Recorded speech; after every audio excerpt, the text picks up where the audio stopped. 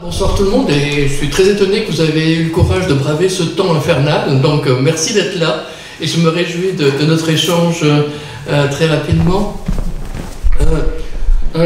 D'abord, cette exposition m'a tenu à cœur. J'aimerais dire juste deux mots sur l'exposition en soi. Cette exposition me tenait à cœur parce que, comme beaucoup de gens peut-être parmi vous, nous sentons les tensions monter. On est plus proche aujourd'hui de l'âge de guerre que du bâton de l'amitié. Et donc, ces derniers jours encore, vous avez vu, tout comme moi, ce qui se passe, une nouvelle phase dans la guerre au Proche-Orient, et notamment l'intervention de la Turquie en Syrie, qui a déjà provoqué des dizaines de milliers de réfugiés, qui peut-être arriveront un jour en Europe, ce qui aura aussi des effets, des implications, y compris en termes de dynamique européenne, et l'Europe qui cherche désespérément encore une politique à avoir en matière de migration. Donc nous parlons à un moment historique où on a les pieds, comme toujours, on n'est pas en position de surplomb. L'humanité n'est jamais en position de surplomb face à l'histoire. On a les pieds bien dedans, et dans une histoire qui se vend dure, qui est souvent tragique. Et je crois que il y a beaucoup de défis à relever, et nous en avons tous conscience. Et c'était aussi un des éléments qui m'a poussé à vouloir réfléchir sur cette relation que l'homme entretient depuis la nuit des temps entre la guerre et la paix, et au moment aujourd'hui où on se situe, à ce moment où on voit des forces qui montent, notamment le populisme dans différents endroits du monde. Mais en fait, ici, ce soir, c'était pour parler essentiellement aussi de mon travail. Donc je travaille, comme Maëva l'a rappelé si gentiment, je travaille pour le Centre pour le dialogue humanitaire, et donc dans des processus de paix. Et puis, il y a quelques jours à peine, j'ai rencontré des psys, et des psys qui m'ont posé une question. Cette question, c'était: faut-il inviter le diable à table? Et puis je me suis dit, tiens, c'est une expression intéressante. Puis je me suis dit, mais c'est qui le diable? Et puis après je me suis dit, mais de quelle table parle-t-on? Et puis ensuite, et puis quelle invitation? Et puis sans doute mon beau-père aurait dit, qu'est-ce qu'on mange à table? Et puis donc, si vous voulez bien, j'aimerais commencer par là. De quel diable parle-t-on? Et puis le diable, évidemment, c'est toujours l'autre. Parce que, évidemment, dans un conflit, on a tendance à déshumaniser l'autre. Comme si la mort ontologique, c'est-à-dire l'idée de la mort de l'homme, devait précéder la mort physique. Il faut quelque part le tuer déjà dans sa tête pour pouvoir le tuer physiquement. Et d'une certaine manière, l'exposition le montre dans la première partie. Et on voit évidemment comment l'histoire peut être instrumentalisée. Vous le savez, notamment lorsque vous rencontrez des gens des Balkans, ils vous parlent de la bataille du Champ des Merles comme elle s'était passée ce matin ou hier, et pas il y a un demi-millénaire ou plus. Donc la question du temps, de l'instrumentalisation de l'histoire, de ses usages politiques, est évidemment une question essentielle. Peut-être hier, j'ai regardé la télévision et j'étais très frappé parce que je zappais et j'ai vu notamment la télévision russe, RT.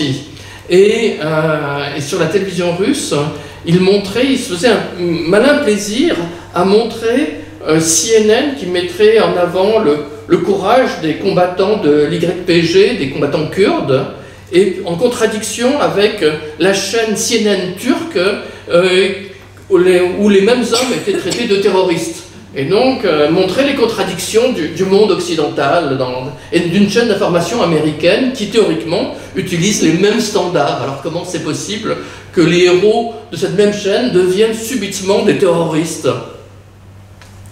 Et c'était ce matin ou hier, je regardais sur mon app, j'ai vu le New York Times. Et le New York Times ouvrait sur les Russes qui bombardaient un hôpital en Syrie.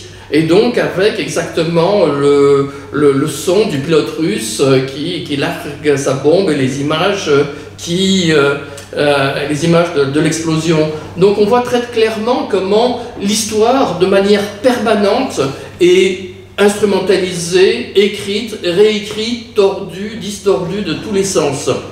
Et évidemment, parfois, comme je le disais, s'agissant des Balkans, le diable, évidemment, ça plonge dans une résonance profonde. Si on pense par exemple au Proche-Orient, en 1982, lorsque les Israéliens attaquent le Liban, le Premier ministre de l'époque, Menahem Begin, dit « Nous allons traquer Hitler jusque dans son bunker ». Évidemment, il joue effectivement sur la résonance de la Deuxième Guerre mondiale. Et Arafat aussi va répondre aussi avec une résonance historique en disant « Nous nous battons, l'ennemi sioniste finalement n'est que la continuation du combat que nous menons contre les croisés ». C'est-à-dire que, de nouveau, l'histoire d'aujourd'hui se nourrit de l'histoire de hier, et comme disait l'autre, le passé a un très très grand avenir. Donc par moments, dans certaines discussions que je puis avoir, parfois, certains reconnaissent qu'ils ont peut-être une part diabolique en eux et qu'ils ont sans doute commis un certain nombre de crimes. Mais souvent, ils mettent aussitôt un trait d'égalité. Et donc, il dit, oui, peut-être, effectivement, il y a des actes qui ont été commis, que nous avons commis, mais nous-mêmes, nous n'avons fait que répliquer, nous sommes des victimes, quelque part, supérieures au mal que nous infligeons. Ou une variante que j'ai souvent utilisée, que j'ai souvent entendue, que ce soit dans les Balkans ou dans la région des Grands Lacs en Afrique, c'est l'idée d'un génocide préventif. On était bien obligés de se mettre en position d'attaque parce que sinon nous-mêmes nous allions être exterminés. Donc chacun construit des modèles de légitimation de son action et l'autre forcément devient évidemment diabolisé. La question qui se pose ensuite, c'est celui que vous tenez pour le diable ou celui qui a commis des actes condamnables, dans quelle mesure finalement a-t-il intérêt à traiter avec vous? Quel est son avantage? Et il me semble qu'il y a plusieurs types d'intérêts. Dans l'exposition, il y a notamment, vous verrez, peut-être vous avez déjà vu, une lettre de Che Guevara. Che Guevara, à ce moment-là, écrit depuis la Sierra Maestra. Il est donc avec les barbus de Fidel Castro, il est toujours dans la révolte. Et il a pris 235 prisonniers.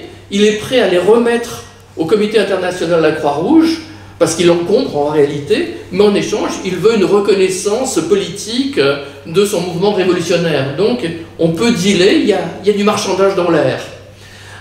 L'autre variante, et notamment en République centrafricaine, mais dans beaucoup d'autres endroits, je l'ai vu aussi, c'est que des milices ou des groupes armés veulent dealer aussi parce qu'ils veulent de l'aide médicale ou de l'aide humanitaire ou d'autres types d'aide. Donc on peut négocier aussi indirectement avec des groupes armés qui seront prêts à un certain nombre de compromis tactiques si ça peut finalement arranger leurs intérêts. Il peut y avoir par moments des deals sur les otages. Et puis des deals aussi, si ça arrange les deux parties. Nous avons tous peut-être ces images en Syrie où à certains moments il y a 100 000 personnes qui sont près de la banlieue de Damas et qui sont sous contrôle des groupes armés radicaux djihadistes et ils sont prêts à être et finalement ils vont être évacués avec le consentement et l'accord du gouvernement de Damas qui est satisfait de faire une sorte de politique de nettoyage ethnique et donc et les combattants et leurs familles, la population va donc partir vers le nord. Et donc, et les combats vont s'arrêter le temps de cette évacuation. Donc, tout cela a besoin d'être régulé. Et donc, la médiation intervient aussi à ces moments-là. La question aussi qui se pose au sujet de cette fameuse formule faut-il inviter le diable à table, et qui m'a beaucoup intrigué, c'est la table. Et de quelle table parlons-nous? Et en fait, en y réfléchissant, il y a beaucoup de tables. Dans un processus de médiation, il y a toute une phase qui est la facilitation. C'est-à-dire, avant même d'arriver au moment où les chefs, les leaders vont se rencontrer, il y a un processus d'approche. Et à ce moment-là, chacun va, disons, le médiateur ou l'organisation qui s'occupe de la médiation, va aborder chacun des acteurs séparément. Et donc, par exemple, en Centrafrique, vous avez 14 groupes armés officiels, plus le gouvernement. Donc vous avez 15 acteurs. Eh bien, il a fallu aborder chacun des 14 groupes armés, plus le gouvernement séparément, et avoir en quelque sorte une pré-discussion pour pouvoir se mettre d'accord sur les paramètres fondamentaux de la future négociation à venir. Donc il y a tout un travail de préparation qui est totalement essentiel, parce que durant ce moment de facilitation, chaque groupe va venir avec des exigences mais massives. Et ils vont dire on veut, mais à un certain moment, il va y avoir une discussion qui va s'engager, parce qu'à un certain moment, ils vont comprendre que ce vouloir, cette exigence, doit être tempérée et qu'il va falloir établir des lignes rouges. Or, souvent, ils n'ont pas élaboré des lignes rouges très sophistiquées. Il y a juste cette exigence, au nom évidemment des victimes, au nom de ceux qui sont morts, au nom de la justesse de la cause, mais il n'y a pas, et c'est ce qui m'a beaucoup frappé dans à peu près tous les conflits dans lesquels j'ai été impliqué, il n'y a pas eu une élaboration très claire des différentes lignes rouges jusqu'où finalement on peut commencer à négocier, à discuter. Et donc il y a tout à un certain moment, il y a une sorte d'espace à la fois presque quasi physique pour moi, mais en tout cas psychologique, qui va s'ouvrir, où chacun va commencer à rentrer dans une sorte de pré-discussion avant d'affronter les autres parties autour de la table. Après, il y a la table de négociation. Et avant d'arriver à la table de négociation, il y a cette période qui est fascinante à mon sens, c'est ce qu'on appelle en anglais « talks about talks ». C'est la période où on va discuter de la forme de la table. Peut-être certains d'entre vous ont en mémoire les négociations à Paris entre la guerre sur la guerre du Vietnam. Alors, évidemment, les Américains étaient là, il y avait évidemment le gouvernement nord-vietnamien, mais se posait un certain nombre de questions. Est-ce qu'il fallait les Viet Cong? Et si oui, dans quelle position? Mais le gouvernement sud-vietnamien ne les voulait pas et les Américains étaient réticents. Mais de l'autre côté, effectivement, le gouvernement sud-vietnamien était considéré comme un laquais de l'impérialisme américain, donc mal vu, paranoïe. Donc pendant des semaines, sinon des mois, il a fallu négocier la forme de la table, au sens physique, au sens du meuble. Donc on voit, parce que à travers la forme de la table, ce qui se joue, c'est en fait la légitimité, c'est la justesse, c'est la légitimité de chacun des acteurs. Est-il un acteur comme les autres au même niveau, ou un acteur un tout petit peu plus petit? Est-ce qu'il doit être à la grande table, ou il doit avoir un strapontin? Donc vous voyez, à travers cette question purement de la disposition de la table, ce qui se joue est beaucoup plus important, et ce qui se joue finalement, c'est déjà la négociation. Donc on ne fait que parler d'ameublement, mais autour de l'ameublement, on a déjà discuté, la discussion de fond a déjà commencé. Ce qui m'amène à la négociation en soi, à la table de négociation, qui est donc le troisième temps, et qui rassemble les chefs de guerre. Et donc, là aussi, tout le monde souhaite être évidemment invité autour de cette table. Et je me souviens très bien d'une situation au Mali où un groupe armé avait le sentiment de ne pas être suffisamment reconnu. Il se sentait même méprisé par rapport aux autres groupes armés djihadistes. Alors qu'est-ce qu'il a fait? Il a décidé de prendre des otages du CICR. Et donc simplement, non pas tellement pour envoyer un message au CICR, mais simplement pour se hausser au niveau des autres groupes djihadistes en disant « mais nous aussi on existe ». Donc vous voyez comment les choses se jouent pour simplement participer à cette négociation de fond, de substance. Et puis, souvent autour de la table, quand il s'agit de cette table de négociation entre leaders politiques, on parle en termes techniques de track one, c'est-à-dire de l'allée principale. Mais il y a aussi le track two. Le track two, c'est en fait les acteurs de la société civile. En fait, pour parler clair, c'est tous ceux qui prennent les bombes. Durant la Première Guerre mondiale, 90% des gens qui meurent sont des soldats. Donc c'est une guerre conventionnelle, interétatique.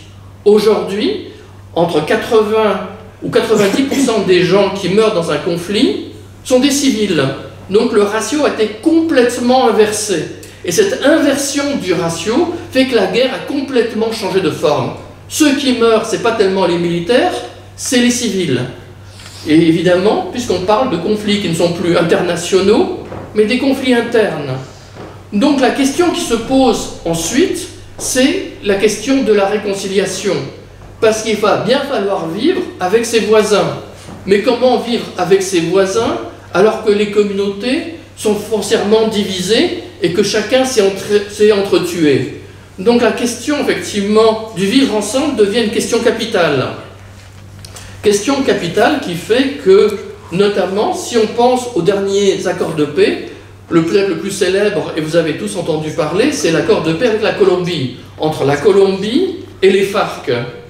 Et qu'est-ce qui s'est passé? Eh bien, il y a eu cette négociation qui a eu lieu à la Havane, à Cuba, avec aussi le soutien du gouvernement norvégien, et effectivement, à un certain moment, il y avait un blocage. Un blocage parce que les deux n'arrivaient pas à se mettre d'accord sur les responsabilités de chacun.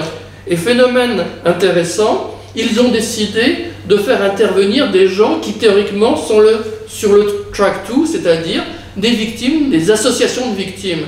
Et c'est aussi par l'intervention des victimes, un spectre large des victimes, aussi bien des FARC que du gouvernement, que finalement il y a eu un processus de relance de cette négociation qui à ce moment-là était ensablé et qu'on est finalement arrivé à l'accord de paix qu'on a vu aujourd'hui et qui est en train d'être mis en place avec énormément de difficultés. Tout ça pour vous dire que aussi une autre négociation qui se déroule en ce moment, c'est où la Suisse et le Centre pour le dialogue humanitaire sont impliqués, c'est le Cameroun. Chose intéressante, vous savez, elle oppose à la fois les francophones, le gouvernement de Biya, avec les anglophones qui veulent leur indépendance. Et donc, la Suisse, contrairement à la France, apparaît comme une puissance neutre et donc capable de donner des bons offices, alors que la France, du fait de son poids néocolonial et du rôle qu'elle joue historiquement au Cameroun, a été réfutée. Donc la question du médiateur aussi signifie aussi que celui-ci doit être perçu comme crédible. Comme crédible, mais il doit aussi monnayer intelligemment ce qu'il représente. Parce que s'il se dévalue trop vite, eh bien, sa crédibilité sera très vite mise en cause. Donc, après le diable et la table, vient effectivement la question de l'invitation. Donc, de là l'importance d'inviter, d'une invitation qui doit être prise sérieusement. C'est pour ça que si le médiateur a donné trop tôt des gages de vouloir s'engager et accepter peut-être un certain nombre de revendications des partis, il perd sa valeur de médiateur. Il a cassé les prix, il a fait du dumping. Et ce dumping va se retourner contre lui. De là l'importance de jouer un jeu, de conserver une bonne distance avec tous les acteurs. Et puis, dans un traité de paix, ou avant un traité de paix, finalement, quand on y pense, il y a un nombre limité de sujets qui vont revenir de manière constante. Il y a d'abord la question de la gouvernance. En d'autres termes, toi tu veux quel ministère et toi tu veux quel ministère. Donc la négociation autour des ministères clés. Et alors évidemment, il y a des ministères évidemment plus clés que d'autres. Évidemment, celui qui tient par exemple l'économie, et notamment on va discuter et du pétrole peut-être en Libye, et des mines en Centrafrique, et d'autres choses ailleurs, eh bien cette négociation-là va être extraordinairement chargée d'enjeux pour les protagonistes. Donc ça c'est la dimension économique. Mais plus avant, il y a évidemment la question de la gouvernance. Qui va être le chef de l'État? Qui va être le Premier ministre? Qui va obtenir les positions clés? Et donc là aussi, ça fait partie de cette négociation. Il y a troisièmement la question de la sécurité. Alors, dans un conflit interne, forcément, vous avez des groupes armés par définition et des milices, et l'armée gouvernementale. Et donc, parfois, ils sont bien plus que deux. J'ai signalé en Centrafrique, il y a au moins 14 groupes armés officiels sans parler des autres. Donc, vous avez beaucoup de groupes armés. Et si on entre dans un processus de paix, une partie de ces gens-là vont être désarmés, démobilisés et réintégrés dans la nouvelle armée. Donc, soudainement, les ex-ennemis d'hier vont faire copain-copain, ce qui va être un processus qui n'est pas facile, et donc qui va nécessiter énormément d'ajustements, puisqu'il va falloir discuter de combien de gens qui étaient dans les groupes armés vont rejoindre l'armée gouvernementale, et à quel niveau vont-ils accéder. Est-ce que les leaders ou les commandants dans l'armée vont-ils devenir subitement généraux ou colonels ou pas? Donc là aussi, il y a ce processus de négociation qui va intervenir, sachant que si des leaders dans certains groupes armés, et j'en pense à certains, n'ont jamais pu aller à l'école, ils sont peut-être parfois parfaitement ou pratiquement analphabètes, ils vont avoir des responsabilités parfois ministérielles ou être intégrés dans le corps de l'armée, et ils vont être face à des gens qui ont suivi le cursus normal des écoles militaires, parfois y compris en France ou à Sandhurst en Grande-Bretagne. Donc là aussi, cette articulation entre ex-ennemis à des niveaux non seulement, disons, ex-ennemis, mais aussi à des niveaux culturels et d'éducation, n'est pas forcément facile. Le quatrième aspect, c'est qu'une guerre civile, par définition, ça veut dire du nettoyage ethnique. Ça veut dire des déplacements forcés de population. Ça veut dire des déplacés parfois par millions. Ça veut dire des réfugiés. Donc ça veut dire qu'à la fin de la guerre, tous ces gens-là vont rentrer chez eux.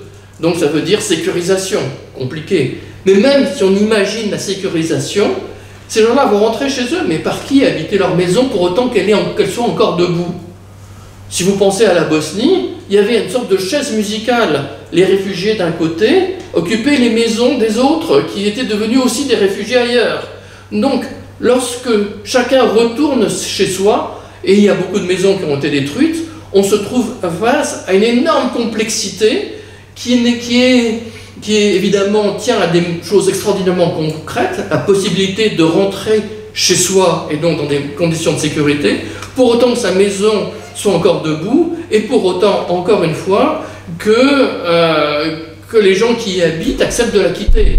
Et donc là encore, ça demande une gestion extraordinairement soigneuse de ces considérations.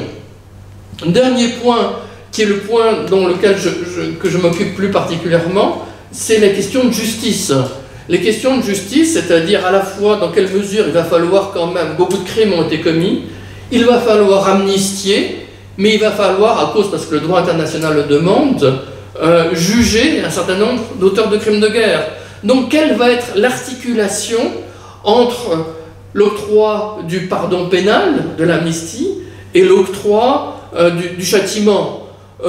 Donc tout ça, c'est une matière hautement explosive, parce que vous adressez à des populations qui ont été victimes, de tous les côtés souvent, des populations traumatisées, et qui auront beaucoup de peine à comprendre et à admettre que des gens puissent être amnistiés, alors que, sans doute, c'est impossible de les juger, en tout cas de les juger tous, et que le système judiciaire lui-même n'est pas forcément fonctionnel, et donc ça pose énormément de problèmes, à la fois judiciaires, mais aussi politiques et aussi éthiques.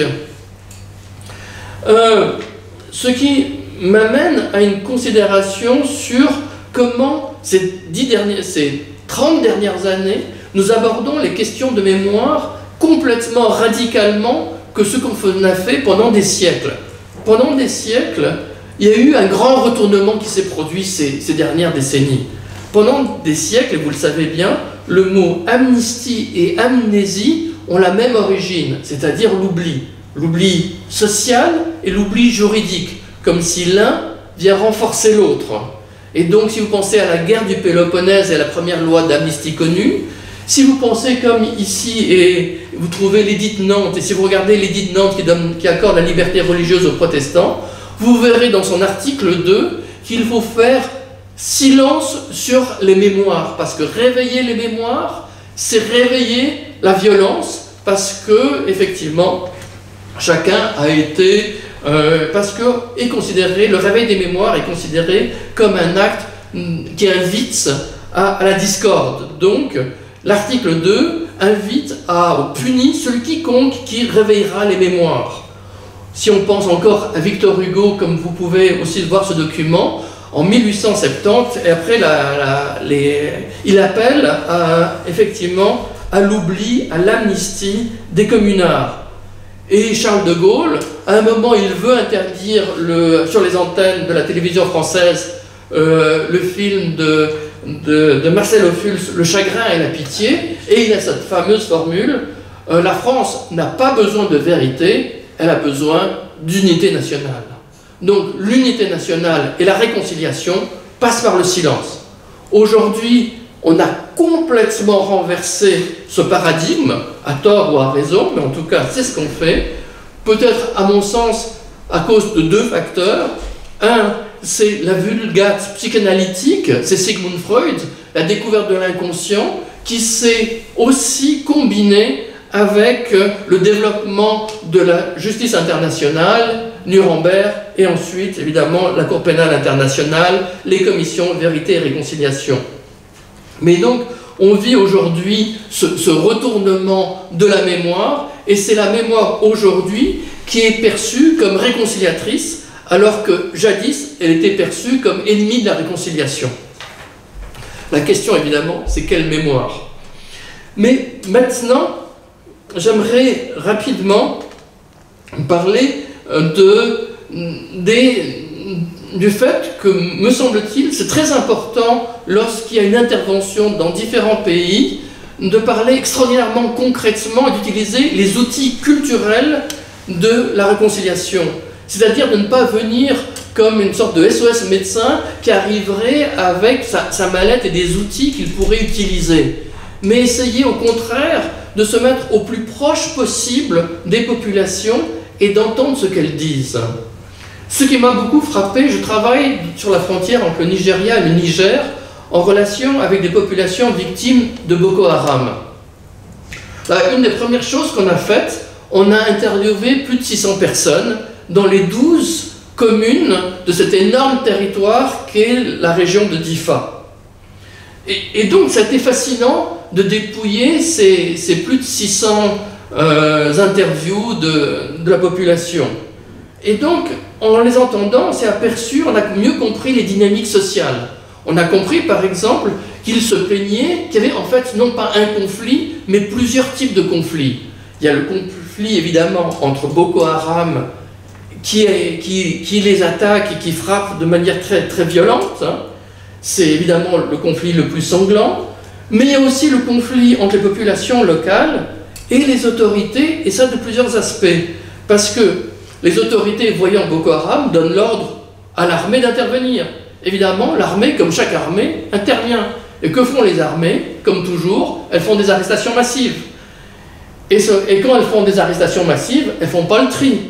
Et à un certain moment, on a eu le sentiment, qui a été plus ou moins corroboré par la suite, que 90% ou 80% ou 70% au minimum des gens qui étaient incarcérés étaient les mauvais, étaient des gens qui étaient pris de manière arbitraire, simplement dans la volonté des autorités armées de travailler.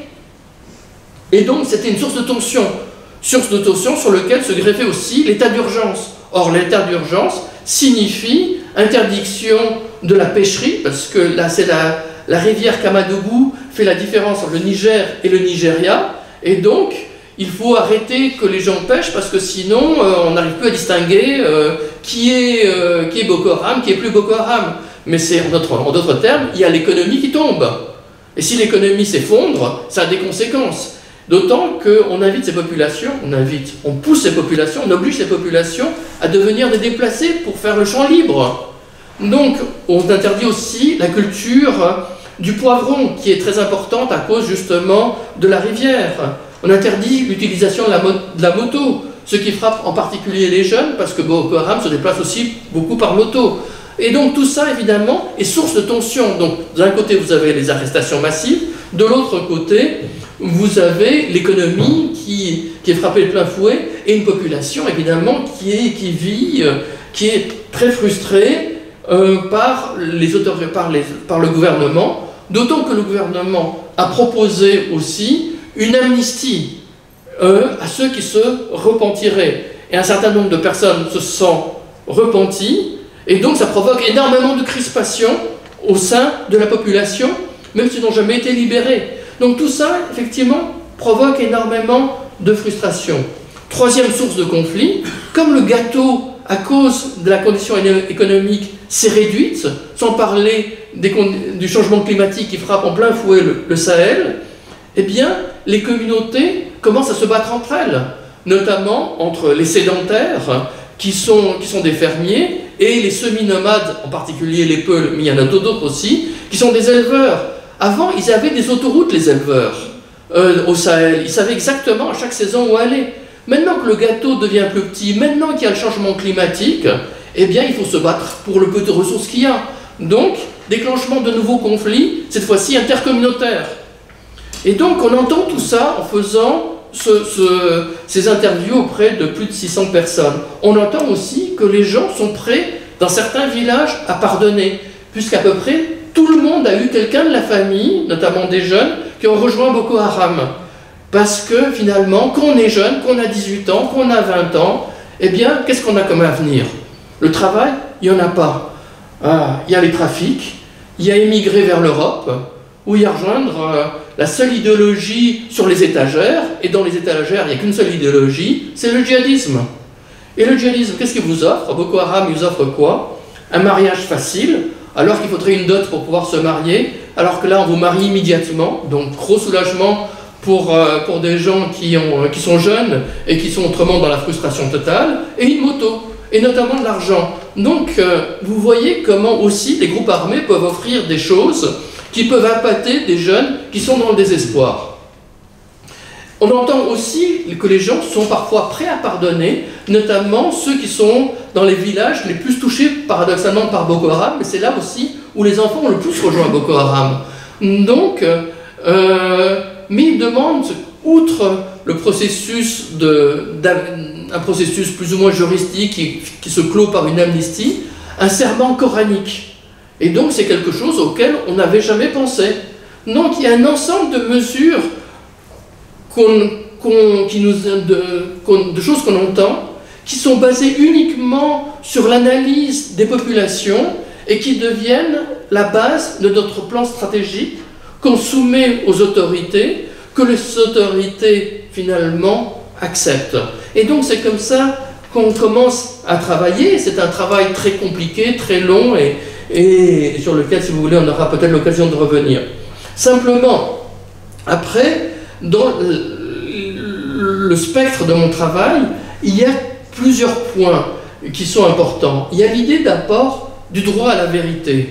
Mais le droit à la vérité, c'est d'abord quelle vérité? Le droit à la vérité, c'est un concept de juriste, c'est pas un concept d'historien et c'est pas un concept de médiateur, parce que chacun a sa vérité. Vous le savez bien, si vous allez au cinéma avec quelqu'un, vous n'aurez jamais vu le même film, vous avez une perception différente. Et donc, évidemment, la vérité, c'est quelque chose de très compliqué. Là, j'aimerais vous montrer quelques minutes d'une commission vérité sud-africaine, la plus connue des commissions sud-africaines. J'aurais pu vous montrer un extrait très positif. Là, je vais vous montrer un aspect plus problématique. Ça va être très court. C'est en anglais, mais ça va être super court. Advocate George Bezos, lawyer for the Hani family, continued his relentless cross-examination of former Conservative Party parliamentarian Clive Derby-Lewis. Before you decided to make yourself guilty of murder, did you go to your leader and ask specifically, leader, what is our party's policy in relation to killing people or doing damage to property or using violence? Mr. Chairman, I testified previously that I had already discussed the moral basis of killing in the ongoing struggle against the Antichrist, and I have testified as to what my leader said. Did Dr. Truenich... Simplement, je voulais vous montrer ça parce que c'est une scène que je trouve très intéressante. Vous voyez ici, c'est une commission vérité, vous avez vu peut-être très rapidement un certain nombre de personnes qui sont dans la salle, et notamment la femme de Chris Hani qui a été tuée par cet homme, l'homme qui parlait, et qui parle de l'Antéchrist. Et il dit, alors, on est donc devant une commission vérité et réconciliation d'Afrique du Sud, et s'est posé une question très centrale. Et la question très centrale est autour du pardon. Faut-il que la personne s'excuse des crimes qu'elle a commis, ou simplement qu'elle témoigne? Et il y a une grande discussion au sein de la commission vérité, et il y a la peur que ce soit un pardon qui soit un pardon hypocrite, un pardon stratégique. Et pour éviter un pardon stratégique, eh bien simplement, on dit, ben non, ils témoigneront uniquement de ce qu'ils ont fait. Et donc, ici, vous voyez un homme qui ne se repent absolument pas d'avoir assassiné quelqu'un, un leader sud-africain qui s'appelle Chris Hani, en disant, bah, écoutez, après tout, si c'est à refaire demain, je le referai. Si je me battais contre l'Antichrist, je continuerai à me battre contre l'Antichrist. Donc vous voyez que, à la fois, tous les choix que vous faites sont des choix qui ont des pour et des contre, mais c'est des choix qui engagent.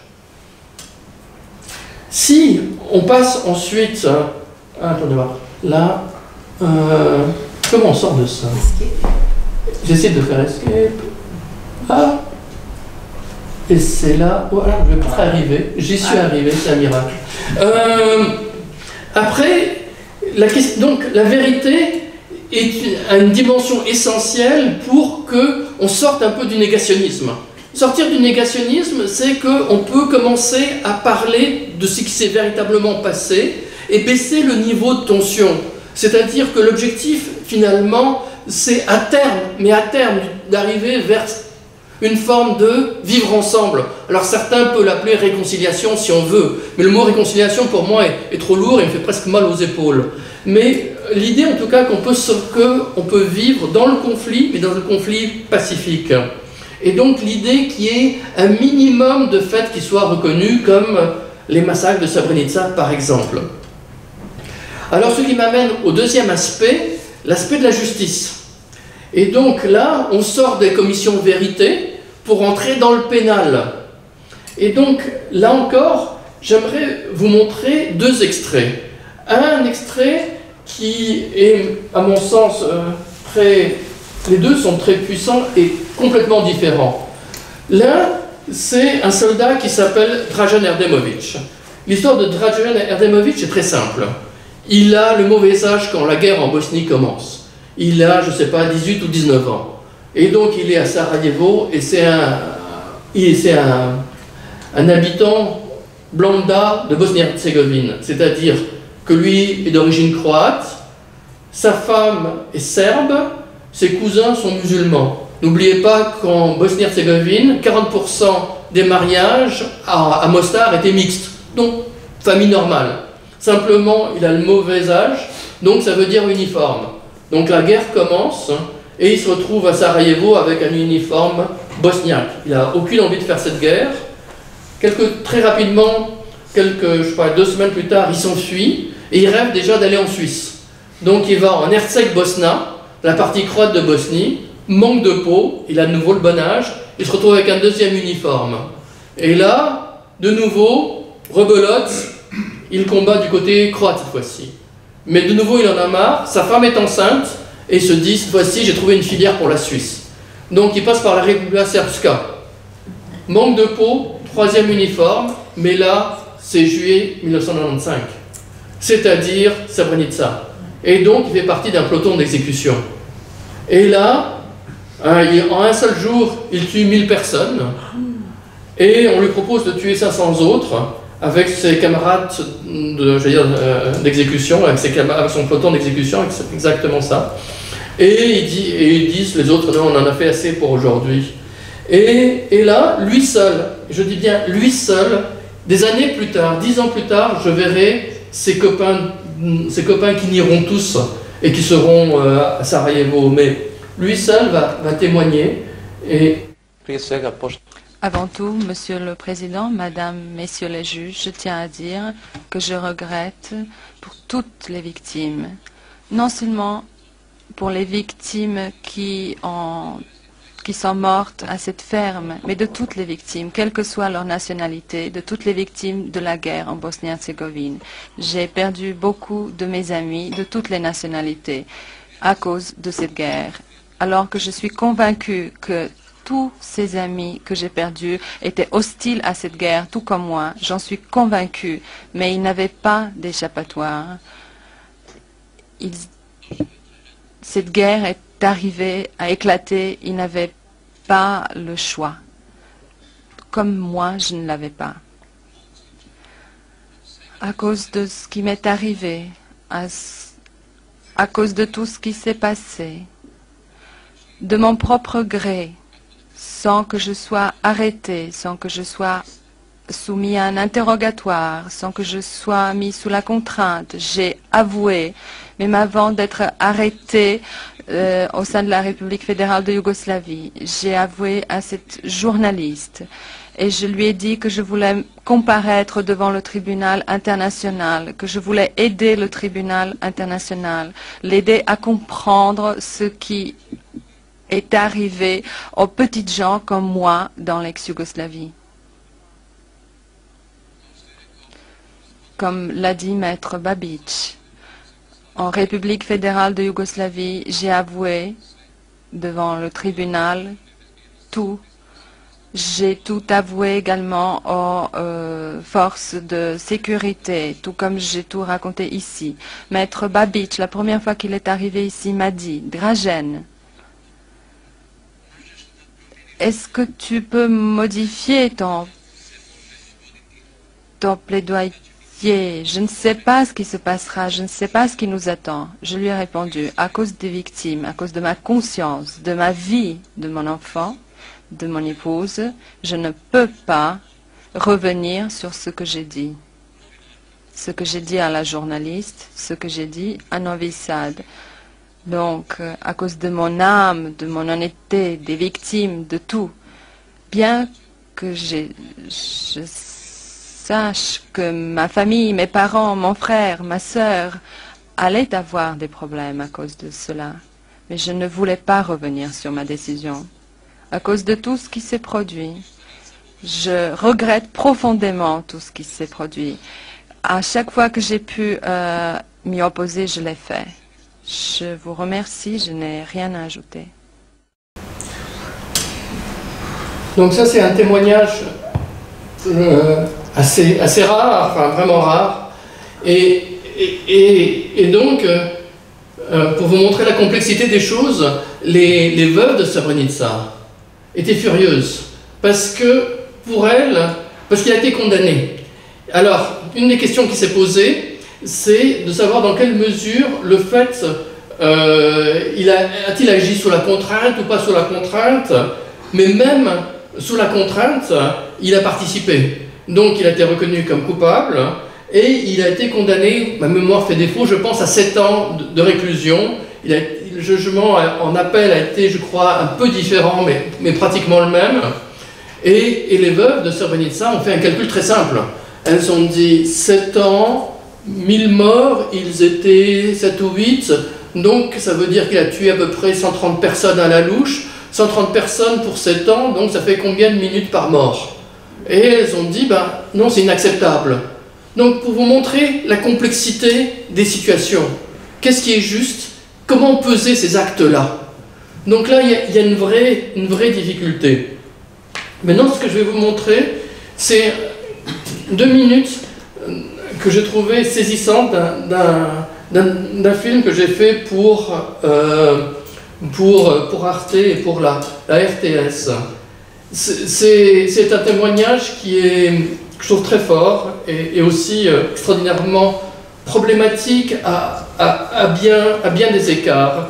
Peut-être que je préfère ne pas en dire plus et on en discute après. Espérance n'apparaît pas sur ces images du tribunal, sous prétexte de préserver son anonymat. Cet après-midi-là, pendant son contre-interrogatoire, elle a subi un nouveau traumatisme. Témoin, voici ma question. Combien de vêtements vous a-t-on enlevés?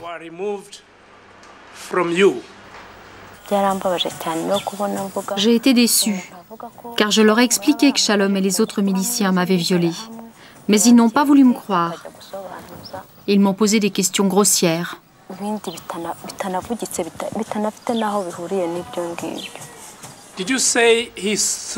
Vous avez dit qu'il a lancé vos vêtements au loin.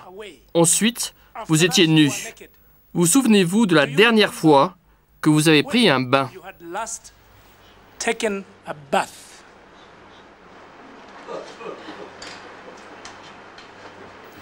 S'il sourit du caractère déplacé des questions de l'avocat, les juges obligent cependant Espérance à y répondre. Je ne me rappelle pas de la dernière fois que j'ai pris un bain. Il n'y avait plus d'eau pendant le génocide. Il a continué à me poser des questions. Est-ce que tu affirmes que Shalom t'a violé plusieurs fois?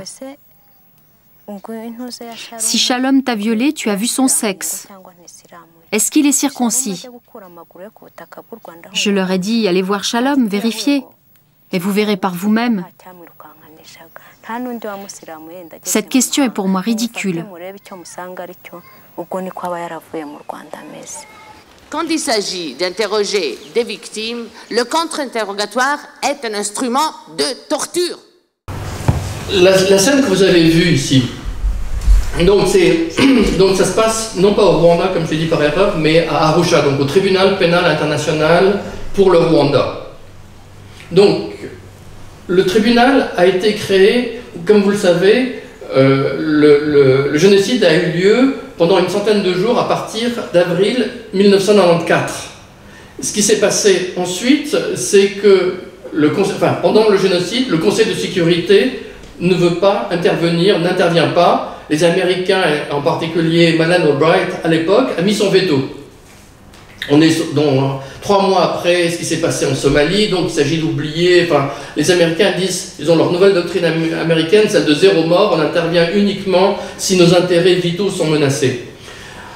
Alors, le Conseil de sécurité, en novembre 1994, quelques mois après la fin du génocide, décide de créer un tribunal pénal international, avec la résolution 955, qui punit non seulement les auteurs du crime de génocide, mais les auteurs de crimes de guerre et de crimes contre l'humanité. Et ça, cette distinction est super importante, parce que le seul pays qui vote contre la résolution 955, c'est le gouvernement du Rwanda, qui est issu des victimes du génocide. Et pourquoi? Parce qu'il craint d'être jugé, ou que certains des leurs soient jugés dans des crimes de revanche. Donc, ce qu'il fait, c'est qu'il donne son appui au tribunal tant que celui-ci, effectivement, juge les crimes de génocide. Mais on arrive à ce moment-là, durant ce procès, à un moment où Del Ponte veut commencer à ouvrir les enquêtes sur les crimes de revanche. Donc ça devient une menace pour le gouvernement de Kigali. Et donc j'en viens maintenant à cette scène que vous avez vue, et notamment à cette scène absolument incroyable où les 3 juges, dont une femme, rigolent.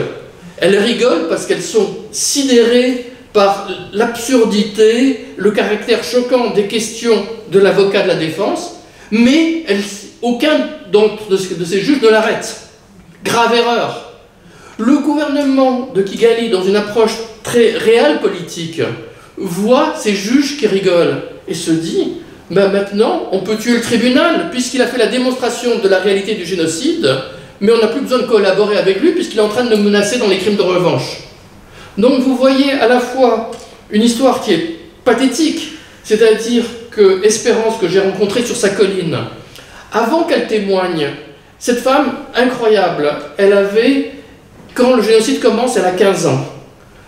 Son père, sa mère, ses frères, ses sœurs, tous sont morts. Elle seule survit.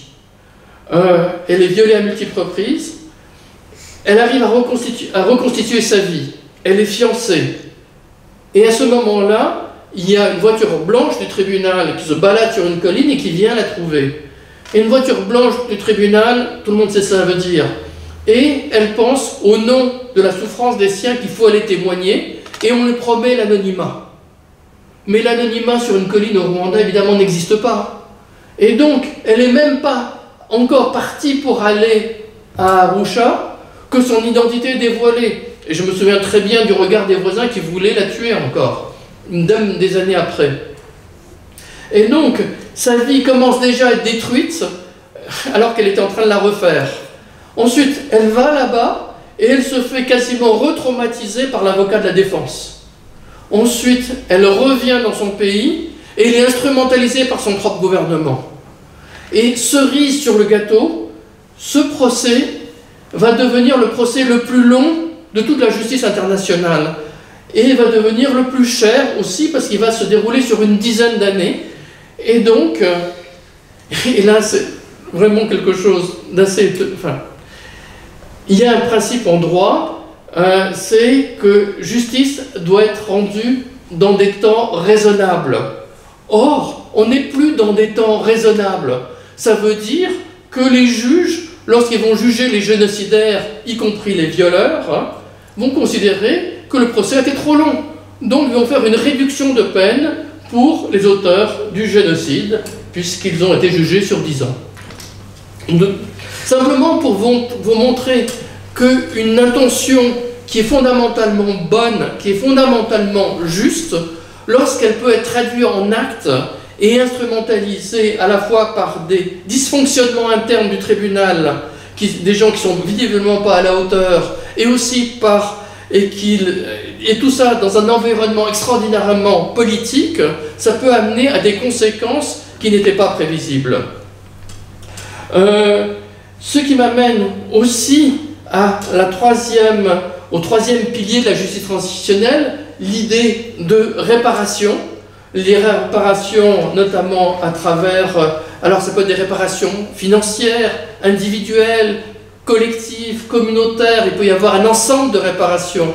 Donc là encore, c'est très important d'être à l'écoute des communautés pour entendre ce qui est le plus adapté pour elles, sachant qu'il y a de l'irréparable. Et qu'à un certain moment, les communautés doivent aussi comprendre que, et c'est très douloureux pour elles, qu'il va falloir renoncer à énormément de choses et que les réparations, finalement, elles seront surtout symboliques et très tardives et il y en aura très peu. Et donc, c'est quelque chose de souvent très, très douloureux. Et souvent, ce que je n'ai pas dit plus tôt, c'est que souvent, que l'une des réparations, sans doute, c'est la vérité.